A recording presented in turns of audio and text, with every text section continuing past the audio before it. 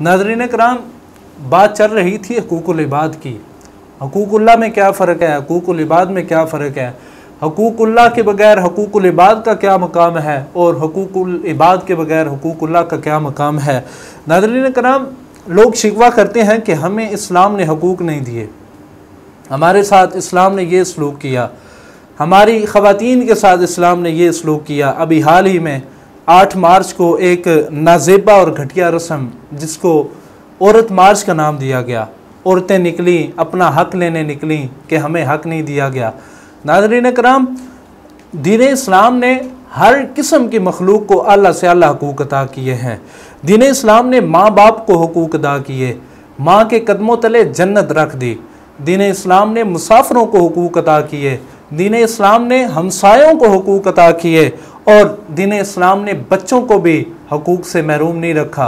और इससे हट के अगर हम बात करें तो औरत जो आज अपना हक मांगती है, जो बाहर निकल कर सड़कों पर एहतजाज करती है, मैं उसके बारे में अगर आपको एक मिसाल दूं तो आपके रोंगटे खड़े हो जाएं। इस्लाम से पहले औरत के साथ जो सलूक किया जाता था वो आज सब के सामने है। बेटी पैदा होती तो वालिद उसको जिंदा दरगोर कर देता। बेटी की पैदाइश पर वालिद को ये गवारा न करता कि कोई ये कहे कि तुम्हारे घर बेटी पैदा हुई है। ये कुरान पाक में भी आया है, उसका मफहूम है कि जब बेटी पैदा होती तो वालिद अपना चेहरा छुपाए फिरता कि मैं माशरे को क्या मुंह दिखाऊंगा कि मेरे घर बेटी पैदा हो गई है। नबी रहमत सल्लल्लाहु अलैहि वसल्लम की बारगाह में एक शख्स आया और कहने लगा, या रसूलल्लाह सल्लल्लाहु अलैहि वसल्लम, मैंने अपनी 8 बेटियों को जिंदा दरगोर किया है। जब ये सुना तो रहमत आलम सल्लल्लाहु अलैहि वसल्लम की जो दाढ़ी मुबारक है, जो रीश मुबारक, वो आंसुओं से तर हो गई और नबी रहमत सल्लल्लाहु अलैहि वसल्लम ने अपने आंसू बहा बहा कर, एक अजीब सा समा बन गया। तो इस्लाम से पहले एक वो वक्त था जब औरत के साथ ये सलूक किया जाता, उसकी पैदाइश पर, उसके दुनिया में आते ही उसको ज़िंदा दरगोर कर दिया जाता। और आज एक वक्त है कि औरत को तकरीम की निगाह से देखा जाता है। आप देखते हैं कि आपके ऑफिस में ख़वातीन जॉब करती हैं तो वहाँ स्टाफ उन्हें इज़्ज़त की निगाह से देखता है, अपनी बहन अपनी माँ की निगाह से देखता है। नाज़रीन कराम, एक वो वक्त था कि जब औरत के साथ ये सलूक किया जाता था कि उसको पैदा होते ही मट्टी के हवाले कर दिया जाता। और एक आज वक्त है कि सरकार दो आलम सल्लल्लाहु अलैहि वसल्लम की मेहरबानी की वजह से, आपके लुत्फ़ व करम की वजह से, आपके बेपनाह एहसानात की वजह से औरत को, बेटी को, माँ को, बहन को इज़्ज़त की निगाह से देखा जाता है, उनकी पर्दादारी की जाती है, उनका साहिबान बना जाता है। तो नाज़रीन कराम, प्रोग्राम का सिलसिला अपने इख्तिताम की तरफ रवा दवा है। मैं अपने मेहमान स्कॉलर की तरफ बढ़ना चाहूँगा और उनसे ये आखिरी सवाल करूँगा कि जनाब, आलमी इंसानी हकूक़ की जो तंजीमात हैं, उन्होंने जो अपने मंशूर रखे हुए हैं उनमें इंसानियत को हक अदा करना भी है, लेकिन देखा गया है कि जो इंसानी हकूक़ की तंजीमात हैं वो मुकम्मल तौर पर इस पर अमल पैरा नहीं है। इसकी क्या वजह है? ज़रा हमारे नाज़रीन के सामने ये वजह फरमान। जी हसन भाई, आपने बिल्कुल बात दुरुस्त की है कि आलमी तंजीमात जो हैं ह्यूमन राइट्स की, उन्होंने कानून भी बनाए, मंशूर भी बनाए, उन्होंने अपने मकासद भी बयान किए कि हमने इस मकसद की खातिर ये तंजीमात बनाई हैं। अक़वाम मुत्तहिदा में 10 दिसंबर 1948 में, यानी पाकिस्तान बनने से 1 साल के बाद, एक ऐसी तंजीम बनी सलामती कौंसल का, जिसको नाम दिया गया। ठीक है, बड़े खूबसूरत अंदाज में आप वाज़े फरमा रहे थे कि हम किसी जानवर के मरने पर तो हमारी जो आलमी तंजीमात हैं वो आवाज़ उठाती हैं, लेकिन जो करोड़ों मुसलमान, करोड़ों इंसान वो जुल्म की चक्की में पिस रहे हैं, हम उनके लिए आवाज़ नहीं उठाते। हम तो चलो छोटी सतह के लोग हैं, हमारी आलमी सतह के जो बड़े लोग हैं, जो अमेरिका, बरतानिया में इंसानी हकूक़ के दावेदार बैठे हुए हैं, वो भी कश्मीरियों के जुल्म पर आवाज़ नहीं उठाते।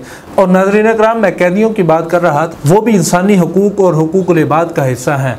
हम कैदियों के साथ क्या हुस्न सलूक करते हैं, इतनी उनकी सज़ा नहीं होती जितनी हम उनको सज़ा देते हैं। आइए मैं आपको एक खूबसूरत वाक़या सुनाता हूँ, जिसमें सरवर कायनात सल्लल्लाहु अलैहि वसल्लम ने एक कैदी पर किस तरह शफ़क़त फरमाई, किस तरह रहम व करम फरमाया।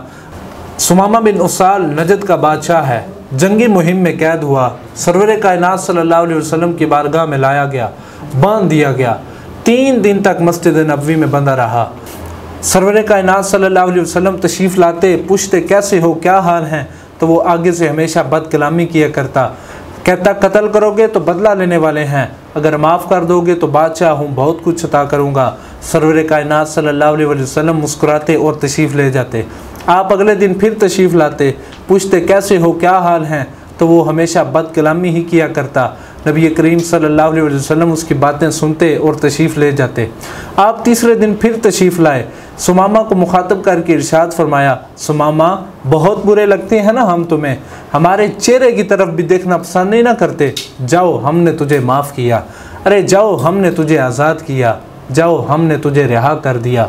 सुमामा बिन उसाल जो नजद का बादशाह है वो वहाँ से निकला और करीब ही किसी बाग में, किसी जंगल में पहुंचा। वहाँ जाकर दिल की दुनिया बदल जाती है, सरकार का लुत्फ़ व करम याद आ जाता है, उन्हीं कदमों वापस पलटता है, वज़ू करता है, गुस्ल करता है, सरकार मदीना सल्लल्लाहु अलैहि वसल्लम की बारगाह में हाज़िर हो जाता है।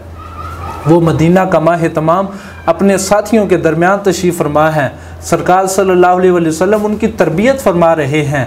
तो जब सुमामा बिन उसाल को देखा तो हुजूर ने पूछा, सुमामा क्यों आए हो, हमने तो तुझे माफ़ कर दिया था, हमने तो तुझे रिहा कर दिया था, अरे हमने तो तुझे आज़ाद कर दिया था, फिर क्यों आए हो। तो अर्ज़ करता है, या रसूलल्लाह सल्लल्लाहु अलैहि वसल्लम अपना बना के छोड़ दिया, क्या असीरी है, क्या रिहाई है। या रसूलल्लाह एक वो वक्त था जब आपके चेहरे से ज़्यादा माअज़ल्लाह मुझे कोई चेहरा बदसूरत नहीं लगता था। या रसूलल्लाह आज आपका लुत्फ़ व करम देख कर एक वक्त है कि आपके चेहरे से ज़्यादा मुअज़्ज़ज़ व मोहतशम खूबसूरत और गुलाब जैसा चेहरा मुझे किसी का नज़र नहीं आता। चेहरा है कि अनवार दो आलम का सहीफ़ा, आँखें हैं कि बहरैन तक़द्दस की नगी हैं, माथा है कि वहदत की तजल्ली का वरक है, आरिज़ है कि वल फज्र की आयात के अमी हैं। नाज़रीन कराम, बात अगर चलेगी तो बड़ी दूर तलक जाएगी। मैं इसी के साथ अपने प्रोग्राम का इख्तिताम भी करना चाहता हूँ और साथ ही आपको एक पैगाम भी देना चाहता हूँ कि हकूक़ुल्लाह पूरे करने के साथ नमाज़ें पढ़ें, ज़कात भी दें, हज भी अदा करें, उम्रे भी पढ़ें, लेकिन उसके साथ साथ हकूक़ुल इबाद भी करें। अगर आप हकूक़ुल इबाद की पासदारी नहीं करेंगे, अगर हकूक़ुल इबाद जो है उनका ख्याल नहीं रखेंगे, तो मैं समझता हूँ बल्कि सारी कायनात ये तस्लीम करती है कि उनके बगैर हुकूकुल्लाह का भी कोई फ़ायदा नहीं है।